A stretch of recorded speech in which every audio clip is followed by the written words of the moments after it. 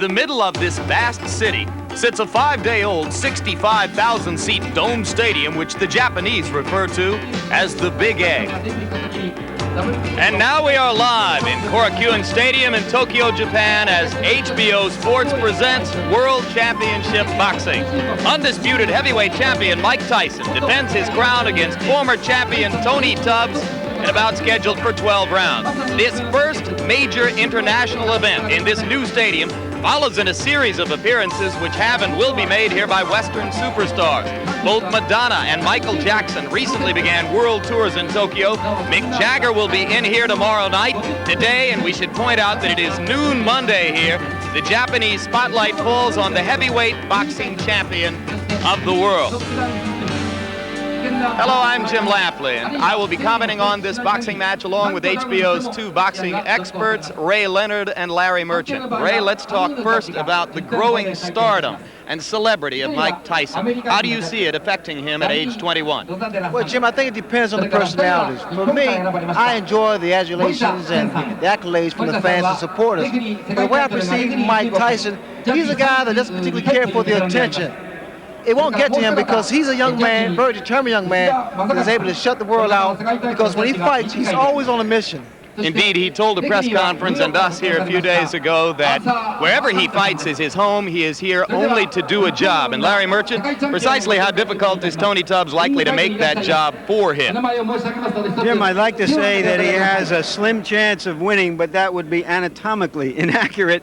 It's a fat chance that he might win. But let's keep in mind that the Japanese promoters handpicked him as the opponent because they felt, of all the contenders out there, that he had the best chance to extend the fight with the champion. And they don't want to be embarrassed as they were 15 years ago when George Foreman ended it in 2 minutes. Tony Tubbs indeed does have boxing skills. His problem is that at age 30, his attitude is much like it was at age 13 when he was wandering around the neighborhood in Cincinnati with gloves slung over his shoulder, challenging guys to fight him for $5 or $10. They look at this pudgy kid and say, sure, and then he'd whip their butt. But I don't think that that will work against Mike Tyson. What will probably work would be if Tubbs could manage to be very busy during the fight, but this has already been a very busy period of time for Mike Tyson, who got married on February 7th, and then very shortly after that departed the United States and came here to Tokyo to fulfill a promise he made to the Japanese people back in 1986. When I become the heavyweight champ, I would love to come to Japan and defend my title. And I look forward very much to being there and meeting all the great people in Japan. Bye. And 2 years later, the journey has begun.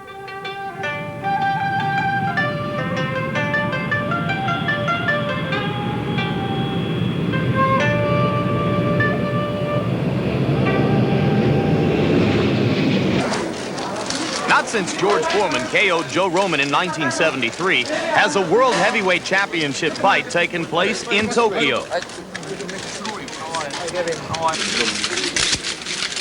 Within 2 hours of the champion's arrival here, Tyson Mania was in full cry. So I really would like thank you graciously to invite me to your country, and I look forward to giving you a good show. Immediately, the realization that the experiences of this fight would be like none other before it. No one speaks English. In the days that followed, millions of Japanese seemed totally mesmerized by the American champs. It was as if Godzilla, the movie monster of the 1950s, had returned to Tokyo.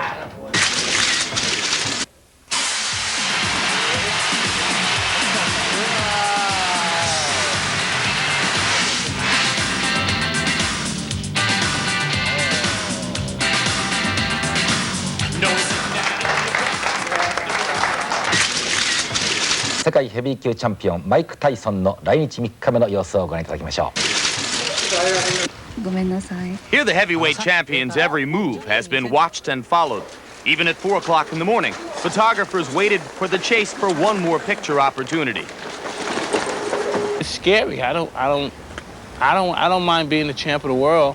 and getting the attention that I get in America, but you know, this is a whole different dimension once you leave your country and you're a bigger star in other countries than you are in your own country. And, I mean, it's frightening to me, it is, you know what I mean? Because I didn't never want to be a superstar. I just wanted to be the champion of the world. In the beginning, most Japanese knew little about Mike Tyson. But as each day passed here, he became exactly the center of attention he claimed he didn't want to be. そうですね。なかなかやはり世界的に名声を博するだけあって。マイク・タイソンはセクシーだと思います。Giant. He is a symbol of the United States. できればとっても素晴らしいマイク・タイソンと一度デートしてみたいです。めっちゃ強いん違うんかな。とにかく今世界の中で一番強いと思うけど。Even the children found a way to get into the action. So on the first day tickets went on sale, 80% of them were sold. 想像した以上にすごかったです。 Whether an autograph, a photograph, or just a brief touch, everyone wanted a piece of the champion destroyer from the West. I don't feel bad. I feel like I left Earth and went to another planet. I never experienced anything like that before in my life. Around a bunch of people that just floundered around me and were so excited to just be around me. It was an experience I don't know if I will experience again. I feel everyone should know who the world champion is. And in my mind, before I ever traveled to another country to fight in a world championship contest, I thought, yeah, everyone should know the champion of the world. But God, man, I would have took second thoughts if I knew it would have been like this. And this was just the beginning. The new bride's arrival only added more fuel to what was already the hottest story in town. But the biggest story was the day Mike Tyson met one of Japan's greatest sumo wrestlers, Konishiki. Outweighed by 300 pounds, Tyson was hardly the heavyweight in this ring.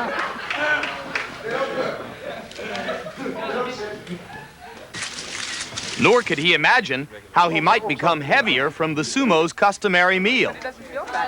How can you get big off this? I eat stuff like this. Training. I eat things like this when I'm on my diet. Yeah.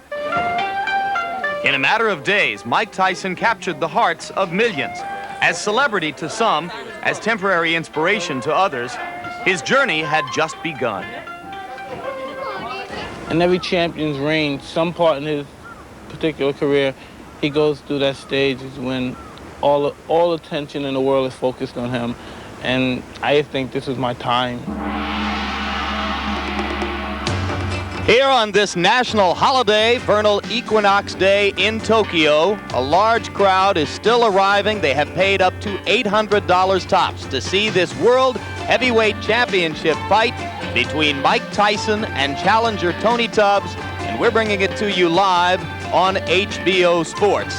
Now standing by with the newest and most special member of this heavyweight champion's relatively small entourage is Larry Merchant. I'm with Robin Givens, who was attending our first Mike Tyson fight as Mrs. Champion.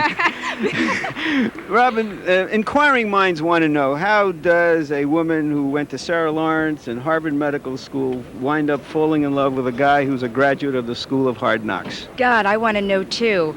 There's something, we have a lot in common, traditional families, and we just sort of love each other. We sort of love at first sight. It was hard in the beginning, but we got through it and we ended up married.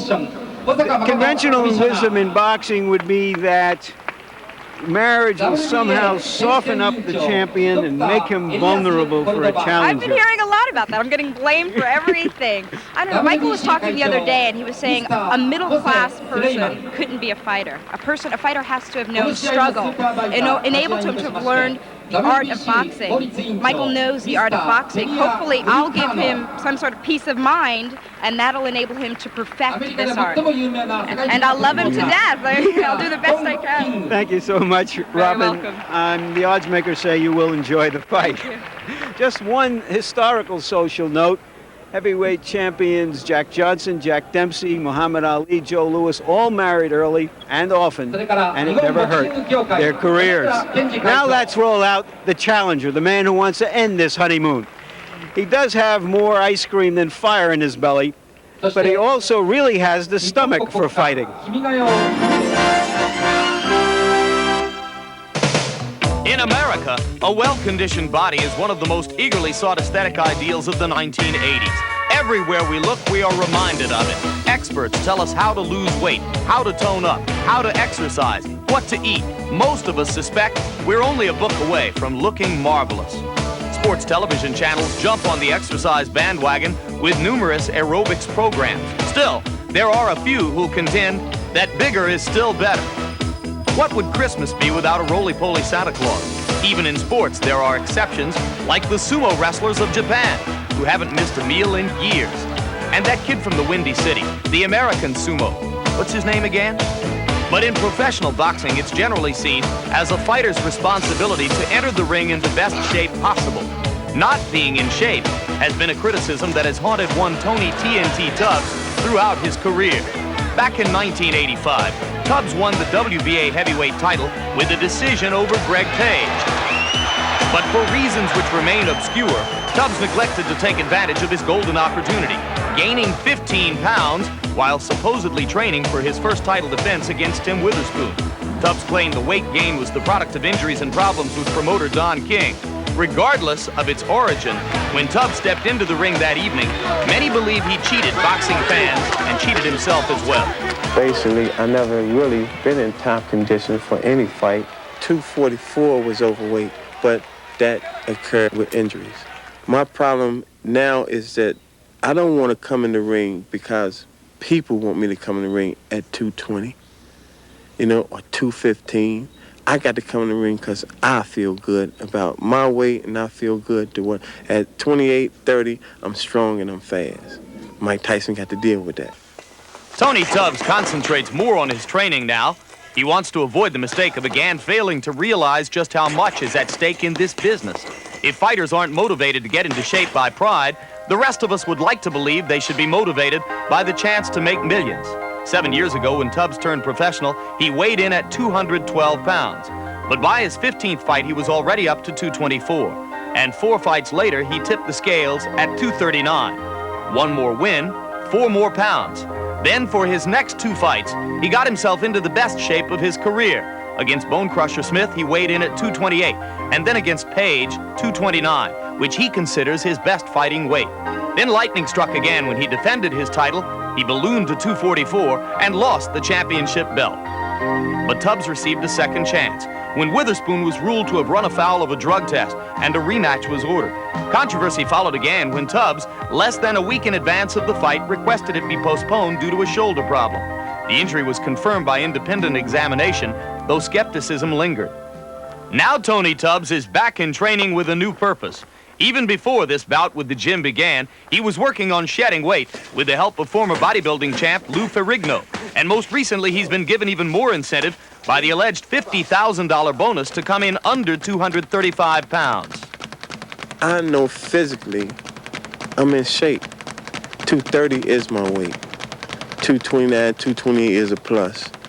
But I'll be 230 and hard. Physically, you'll be seeing the new Tony Tubbs. When I step in the ring, everyone say, wow, look at that cat. And the thing about it, once I start putting the moves down on Mike Tyson, I won't change. You know what? This fight might not be hard as y'all think it's going to be, because Mike Tyson is only good for what he can hit. For Tony Tubbs, a chance for redemption is near. But there are new stakes. If he fails to enter the ring with his mind and body 100% prepared for Mike Tyson, this time it could be hazardous to his health. I know right now that I am one of the best heavyweights in the world. I can box better than any of them. And I ain't taking no back seats to none of them. I'm not even taking a back seat to Mike Tyson. Through the perilous fight, o'er the ramparts we watched, were so gallantly streaming, and the rocket's red glare, the bombs bursting in air, gave proof through the night that our flag was still there. Oh, say does that star-spangled banner yet wave o'er the land of the free?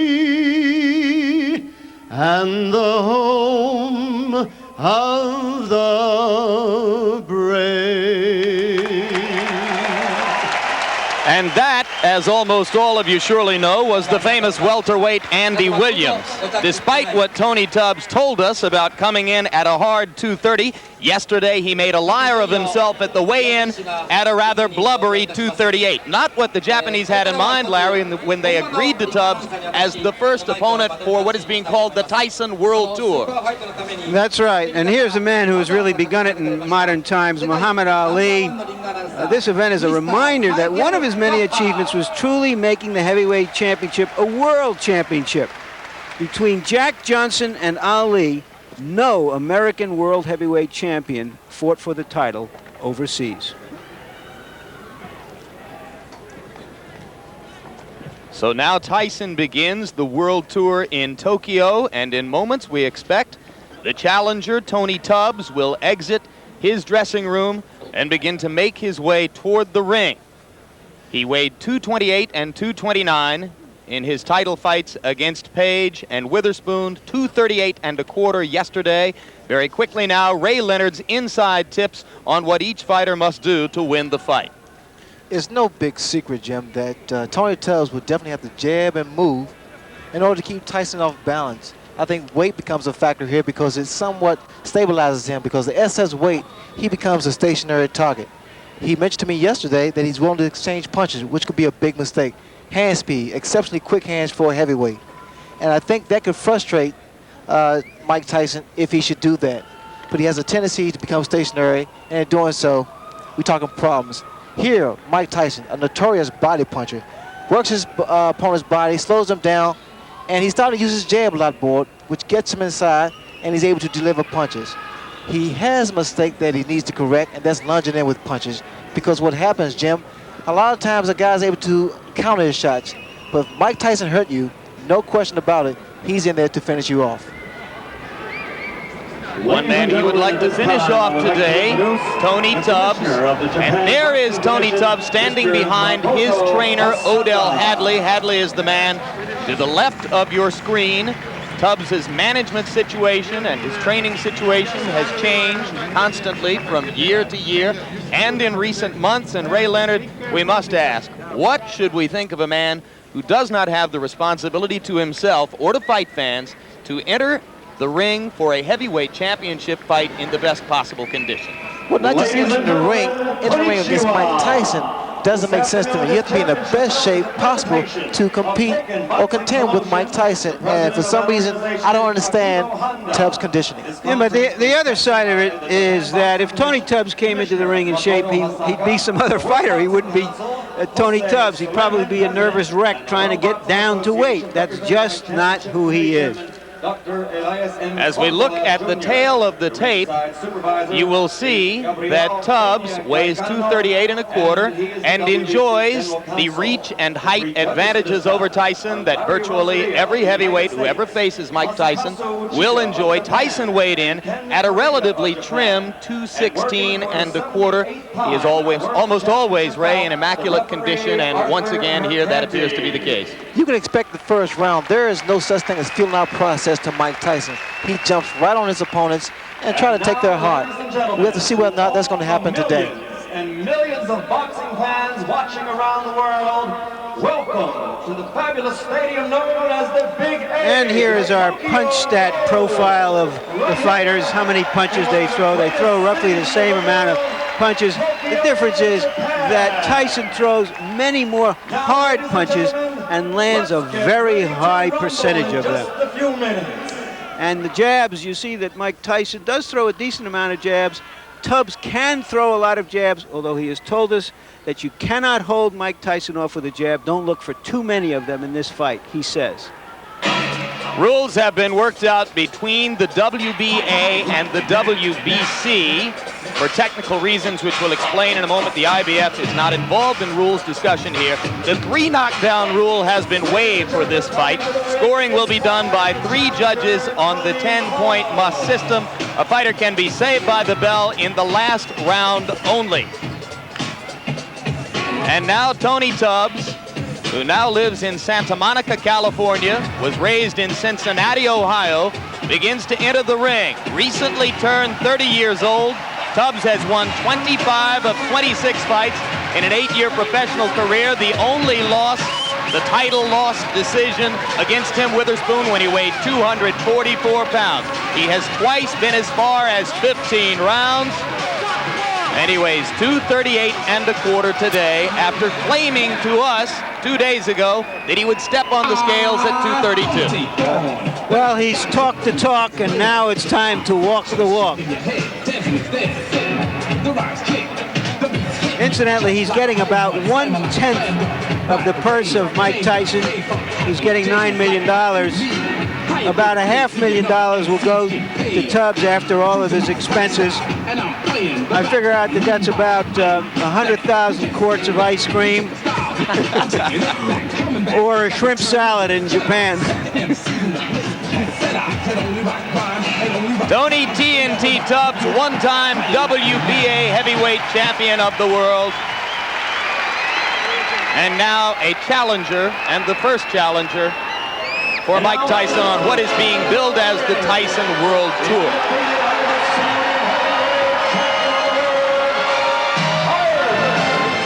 There is a syndrome evolving here in Japan, which is described by a new term in the Japanese language. It is called gaitare.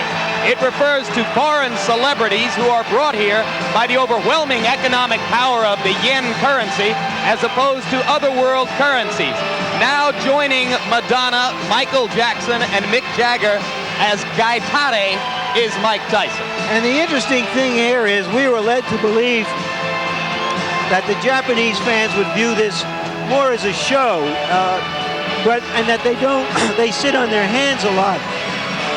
But they are truly as excited as people led us to believe they were underneath their impassive masks. Of course, if you have seen Tyson before, you are aware of what is called the gladiator look. No robe, no towels, no socks, just the black trunks, the boots, and the 10-ounce Everlast gloves. Mike Tyson is 21.5 years old, unbeaten in 33 fights with 29 knockouts. He went 12 rounds to a decision twice. This is his 6th title defense as heavyweight champ, the 3rd defense as holder of the championship in the eyes of all 3 governing bodies. Because of a conflict between local promoters and the International Boxing Federation, only the WBA and WBC title belts are being billed in Japan in connection with the fight. But in reality and in the eyes of boxing fans, it is the unified title which is at stake.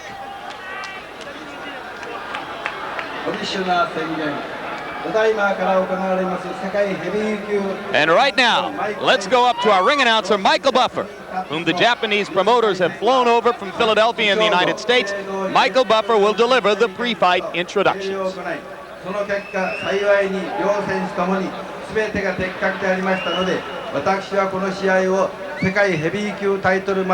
This, of course, is the Japanese ring announcer who is providing initial instructions for Japanese fans here as to the principles in the ring. And now, Michael Buffer takes over the mic.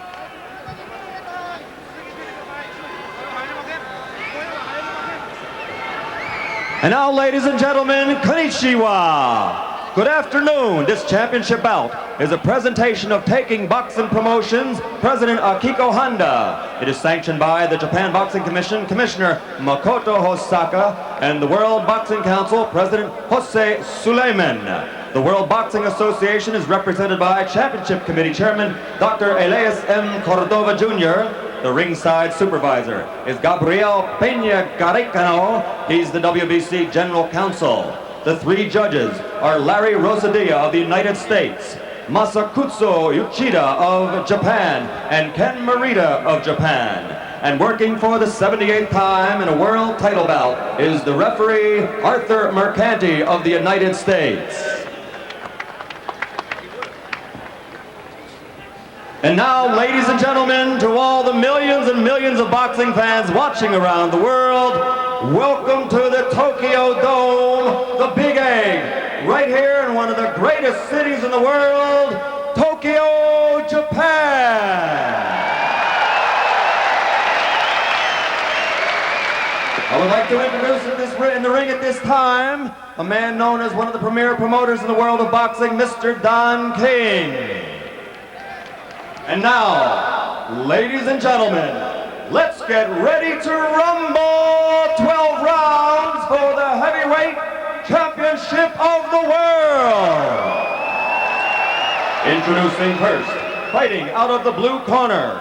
He's wearing his boxing trunks and weighing 238 1/4 pounds with a professional record of 24 victories, 15 by knockout, and only 1 defeat. From Cincinnati, Ohio, he is the second-ranked heavyweight in the world and a former heavyweight champion. Ladies and gentlemen, the challenger, Tony TNT Thorne.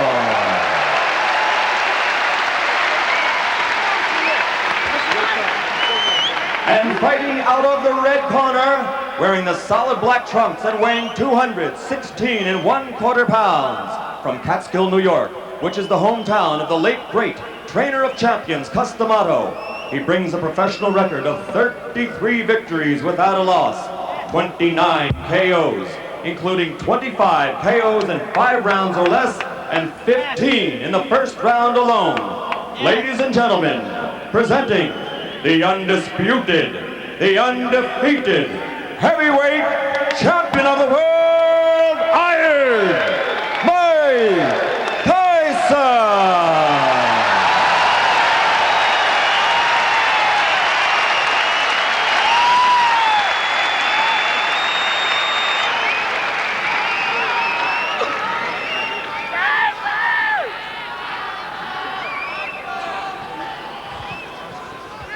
Mike and Tony, you both received instructions earlier in the day, and therefore you know the rules. I wish you both an awful lot of luck now. Return to your corners to await the starting bell. Good luck. That's Arthur McCanty doing his 6th heavyweight championship fight, his 78th world championship fight. Tubbs says he knows how to fight. The champion, everyone says it. It's a little bit more difficult to pull it off. Let's see if he really wants to rumble as he says he does. I see Mike Tyson iron the belly, the midsection of Tony Tubbs, so look for him to jump right on in the first round. Okay, we're all set? All set. Go. Mercanti says they're all set, and there's the bell for round 1. Tubbs throws the jab, and Tyson responds in kind. Go, you're right, baby.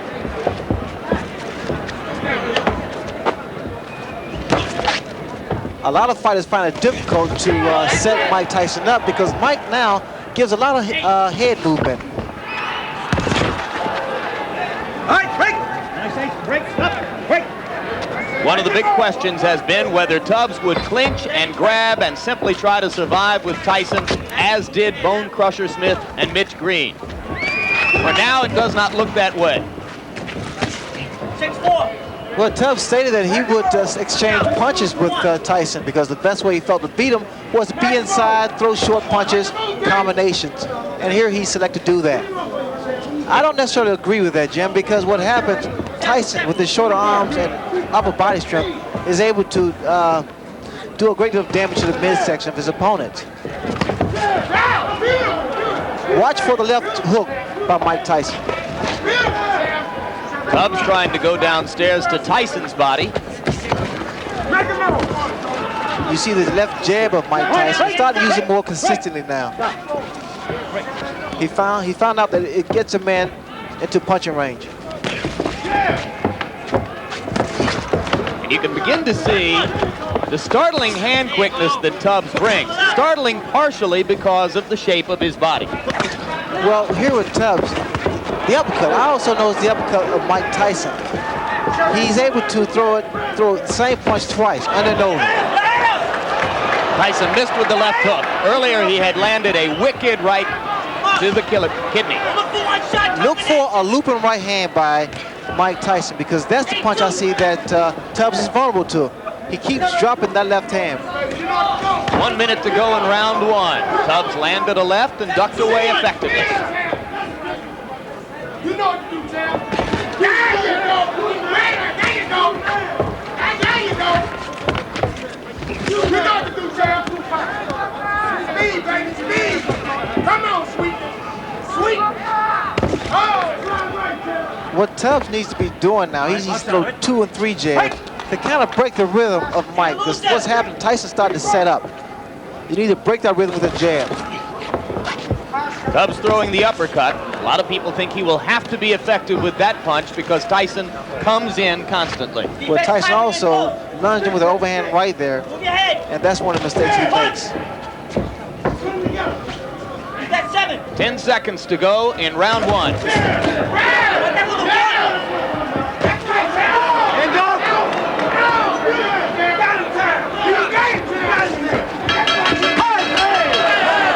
One punch after the bell, and now Mike Tyson returns to his corner. I thought Tubbs fought a very effective round. I gave him the round. He landed some hooks, and he went to the body as promised. Remember, he told us that nobody has gone to Mike Tyson's body so far.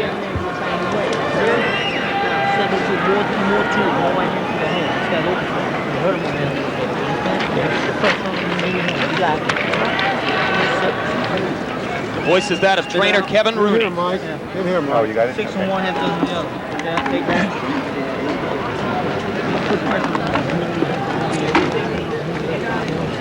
Keep moving forward. If I make a move forward, move to the right.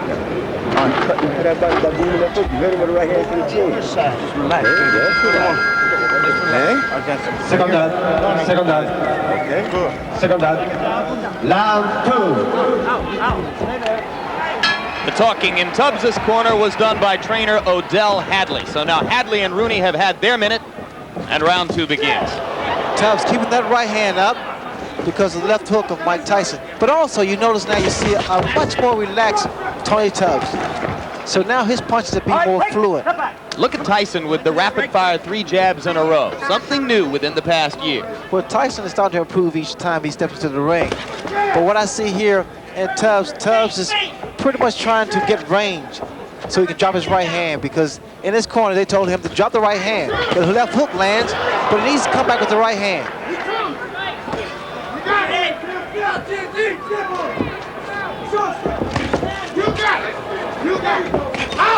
There's the right hand, Jim, I spoken earlier about. You must give Tyson angles. You can't remain stationary. Hands must stay up and stay out of the corners.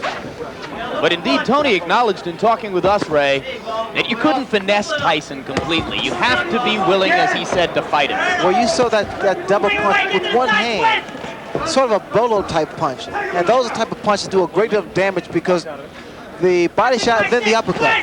Raises the chin up, and then the left hook comes into play. Good uppercut by Tubbs inside. Snap Tyson back a little.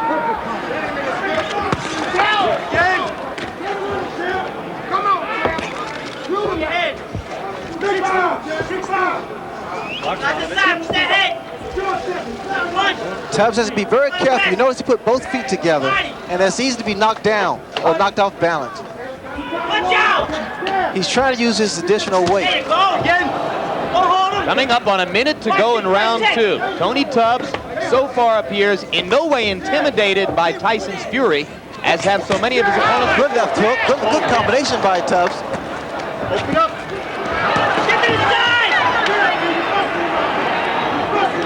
You know, Tubbs just trying to gain respect, and I think he's done that.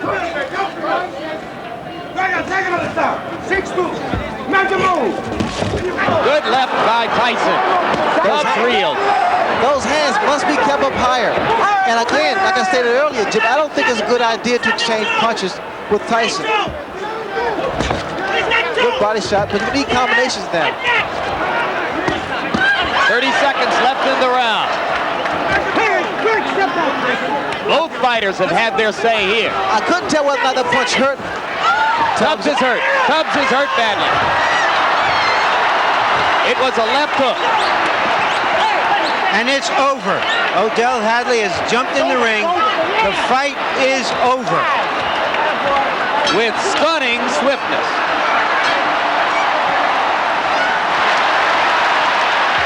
And the fans are enjoying. They're showing their appreciation here.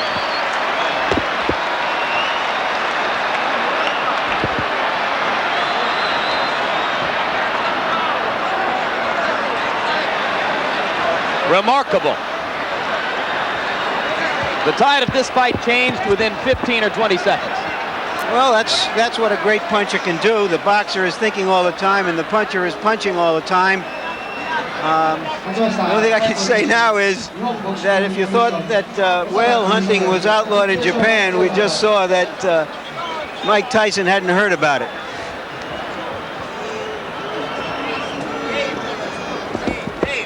And Ray Leonard, let's take a look back at the left hands which did the damage. Well, Tyson now starting to find his range. That left hook there pretty much spoke for itself. It's self-explanatory because it was a short and powerful left hook that put Tony Tubbs down. And here Mike still showing that he is a good finisher. Tubbs had already been reeling a bit before that point as the result of a short right against the ropes. What was happening actually was that Tyson was wearing down Tubbs because Tubbs tried to stay inside and fight Mike Tyson's fight, which I thought was a mistake. Heavyweight champion, Mr. Mike Tyson. Once again, that's short left hook. And for those who say Mike is not really a one-punch knockouter, I think they need to look at some films again. Mike has enormous strength and great upper body power. Early now in round 2. That was the punch against the ropes that really started things off. I said a right, it was in fact a left right on the forehead. But you can appreciate the power of Mike Tyson because that punch hit him on the temple, and it wasn't really a 6-inch punch, it was shorter than that. So Tony Tubbs becomes the latest in the string of victims. Tyson's 30th knockout in 34 times in the ring. And the Japanese, who were so disappointed 15 years ago by George Foreman's one-round knockout of Joe Roman, got about 2.5 minutes more this time. But Jim, you also have to commend the corner of Tony Tubbs because they was in there for the welfare of his safety because they saw the power of Mike Tyson. They saw that that man was hurt and was indeed down. Interestingly, Ray, one of the things that Tubbs had seemed to demonstrate throughout his 26-fight career up to that point was a pretty good chin. Well, he has a very good durable chin, but again, that's Mike Tyson there. And right now, let's go up to ring announcer Michael Buffer for the official statistics on this one. Ladies and gentlemen, here's the official time. 2 minutes, 54 seconds of the second round. The winner by knockout victory. Now 34 consecutive victories. Still the undefeated, undisputed heavyweight champion of the world, Iron Mike Tyson.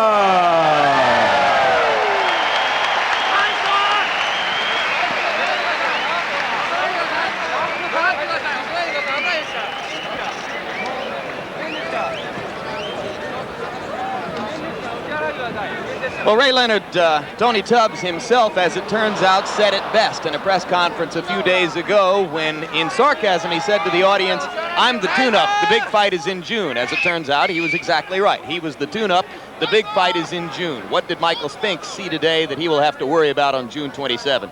Well, I'm sure that Michael Spinks saw the power of Mike Tyson and that Mike Tyson is indeed getting better and better, more patient and more destructive in a sense. And right now, that young man is with Larry Merchant, so let's go straight up to the ring. All right, Mike Tyson, it seemed that Tony Tubbs went right at you and tested you, and you were a little bit too strong for him, but he was effective until you hurt him.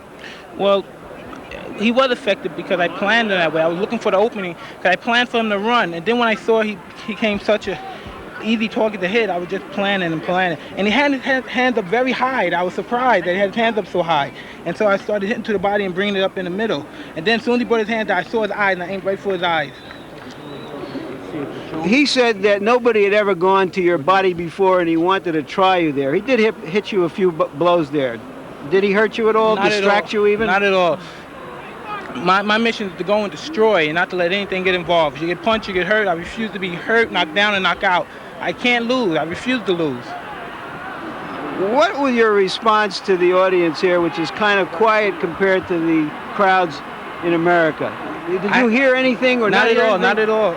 I knew there were people scratching me when I was coming through, but I had such an intense tunnel vision. My objective was just to get in there and get my hands on my opponent. When he didn't come out moving and jabbing and doing those kind of things, what was your first thought about Well, that? I said, well, this is going to be a complicated fight. It's going to be a fight. He came to fight, you know. And for the last moment, I prepared for him to just come out swinging because Kevin said he's going to come out and try to rough you. Did he at all try to rough you up? Absolutely. I felt the tip of his glove around my eye. I don't know if it was the thumb, but in fighting, you're in a hurt business. You can't complain. And he was there to complain. Is it just a question, do you feel, that no matter what anybody's plan is, that your power will negate any plan? Plan is better. The objective is to win. We don't fight by book technology or anything. We come to fight the authentic way. When you see a man come out and he's obviously that out of shape and heavy, does that lull you in any way in the first round? Not at all, not at all. That was his prerogative to come out the way he did. My job is to finish him off. You see, if he would have went 10 rounds, 6 rounds, 7 rounds, then someone could say something critical towards my performance. But he came out a tough performance. He didn't come like a guy that just came to pick up a payday. He got hit with a solid shot. It looked like it was above the eye, but I tried hitting exactly in the eye. And he took a great shot and he went down. But if he would have lasted 6 or 7 rounds and he was out of shape, then you could criticize me. But he came to fight.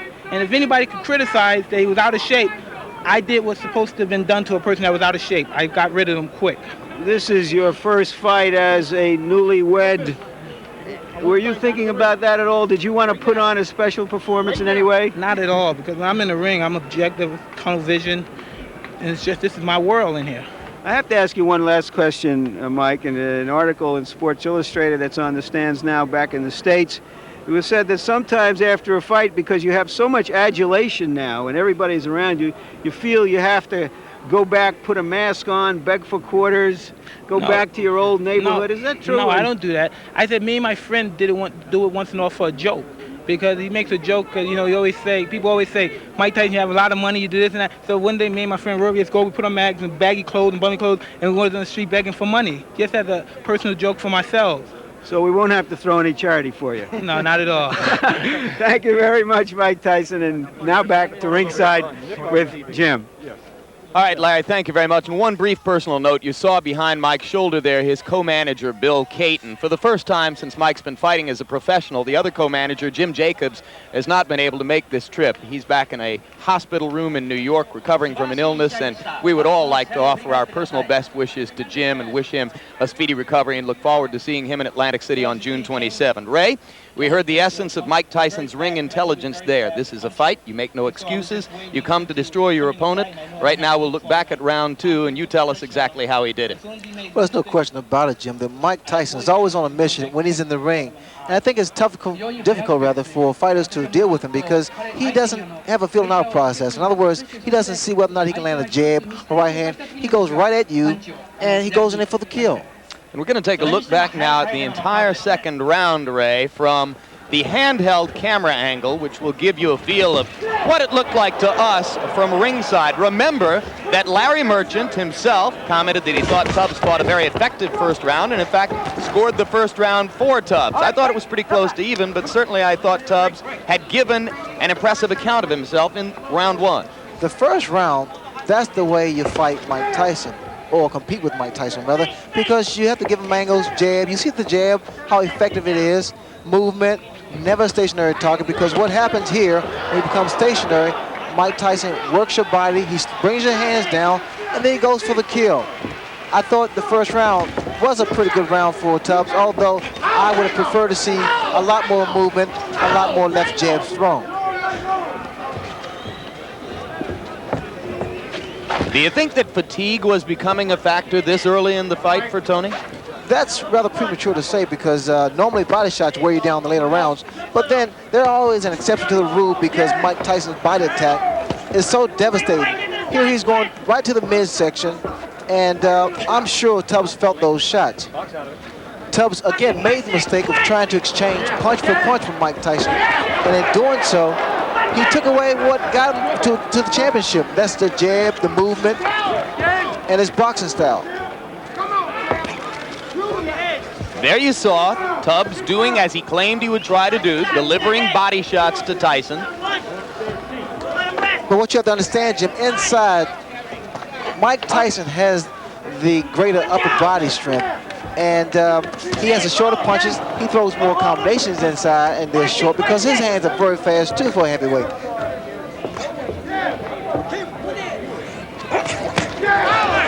There was a good short left inside by Tubbs. But you also see the power of Mike Tyson because always after Tubbs delivers his combination, Tyson retaliates. And indeed, that's the problem of bringing the strategy that Tony said he would bring. You've got to fight with Mike Tyson, but then you give him a chance to do his thing. Look at the short shots that Mike hits his opponents with. Good short left hooks to the head, right hooks to the head, and then he delivers that crunching body shots. Not a lot of movement from Tubbs, although Tubbs now is trying to get some respect from Mike Tyson. I love that combination there with the same punch, same hand. The right to the body and an uppercut, right uppercut. Here, I see that Tubbs is wobbly, and he's ready to go here. So Tubbs winds up as a fat bug on the windshield of Mike Tyson's career. And indeed, Larry, as time goes on, we are likely to have opportunity after opportunity to continue to place Tyson in historical perspective and into proper perspective in the modern boxing scene. Your thoughts on what you saw him do with Tony Tubbs today? Well, I think it just basically it confirms the fact that while he may not yet be classified as a great heavyweight champion, that he's certainly the most precocious young heavyweight that there ever was in boxing. He's still younger than any other person has ever become the heavyweight champion, and yet he's not yet 22 years old. I imagine he's going to be awfully good for the balance of payments in America as he excuse me, travels around the world, because people around the world do want to see this American phenomenon. And of course, all of that, Larry, presumes that he can get by Michael Spinks on June 27. Did you see anything here which alters your perspective on the Spinks bout? Well, the only thing I've seen here that would affect the Spinks fight would be that Michael Spinks knows, if he ever had any idea of staying inside with this guy, that he's got to just stay away from him and hope to frustrate him and make him a little wild and crazy and tentative, and then jump in as he is wont to do. I have great respect for Michael Spinks as a fighter, but against somebody who is as young and strong and especially as fast with his hands, with his feet, and even with his mind. He adjusts with his mind. Not many 21-year-old fighters can do that. I don't see any hope for Michael Spinks or anybody else out there that we know of at this point. That's a pretty strong statement. Larry has just said that he sees no hope for Michael Spinks, who is an undefeated fighter, who once held a legitimate heavyweight championship of the world in the eyes of one of the three governing bodies, who is still seen by some as a people's champion because he twice defeated Larry Holmes. Where do you stand on the Spinks versus Tyson question at this moment, Ray? Well, I think that Michael Spinks will have to be innovative in order to defeat Mike Tyson. Naturally, watching his performance tonight reassures him that it's not a good idea to stand inside with Mike Tyson. Michael Spinks, his style is so unorthodox, and his movement will pretty much help him out a great deal, because if he selects to stay inside, Jim, he's asking for problems, because Michael Spinks is indeed a very intelligent boxer.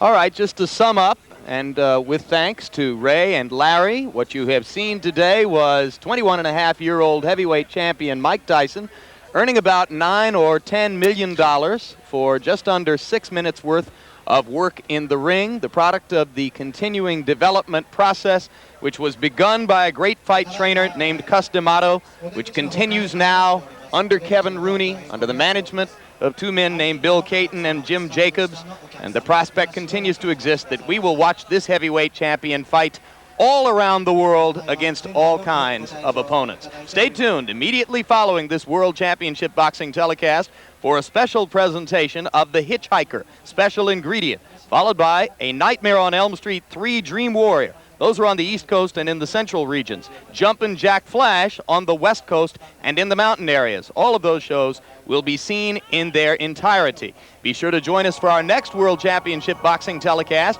when WBA welterweight champion Marlon Starling takes on Mark Breland in a bitter rematch, and WBA lightweight champion Julio Cesar Chavez defends his title against Rodolfo Aguilar. An exciting doubleheader on Saturday, April 16, right here on HBO. So for Larry Merchant and Sugar Ray Leonard, I'm Jim Lampley, saying so long now from Tokyo, Japan.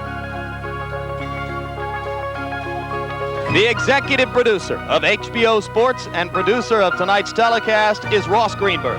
This fight was directed by Mark Payton. The feature producers were Rick Bernstein and Michael J. Whalen. The associate producers were Dave Harmon and Steve Salvatore. The assistant to the producer, Brian McDonald. The production manager, Russell Gabay. And the technical supervisor, George Wenzel.